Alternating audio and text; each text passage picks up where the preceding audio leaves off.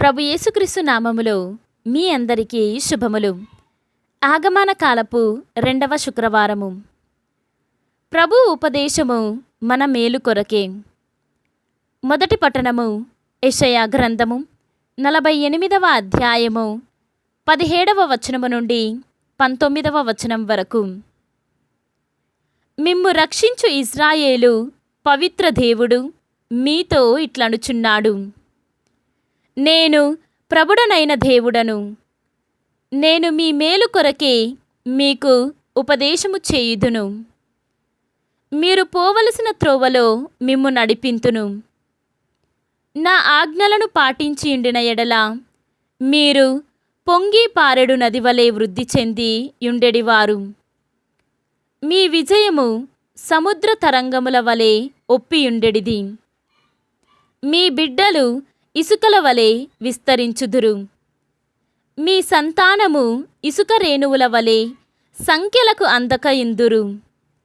వారి నామము నా సన్నిధి నుండి తీసివేయబడదు లేదా మరువబడదు. ఇది ప్రభువు వాక్కు. సర్వేశ్వరునికి వందనములు. భక్తి కీర్తన. ప్రభు, నిన్ను అనుసరించువాడు అంధకారమున నడువక జీవపు వెలుగును పొందును. ఈనాటి సువిశేషము పునీత మత్తయ్య గారు వ్రాసిన సువిశేషము 11వ అధ్యాయము 16వ వచనము నుండి 19వ వచనము వరకు. ఈ తరము వారిని ఎవరితో పోల్చెదను? వారు అంగడి వీధులలో కూర్చుండియున్న పిల్లల వలె ఉన్నారు.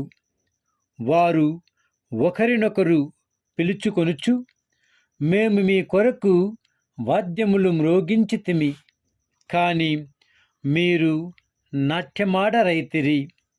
విలపించితిమి, కాని మీ రొమ్ములను బాదుకొననైతిరి అనుచుందురు.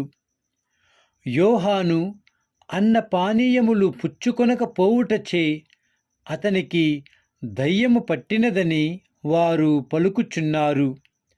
మనుష్య కుమారుడు అన్న పానీయములు పుచ్చుకొనుటచే అతడు భోజన ప్రియుడు, మద్యపానరతుడు, సుంకరులకు పాపాత్ములకు మిత్రుడు అని చెప్పుచున్నారు. దైవజ్ఞానము దాని క్రియలను బట్టి నిరూపింపబడును. ఇది క్రీస్తు సువిశేషము. క్రీస్తువా మీకు స్తుతి కలుగునుగాక.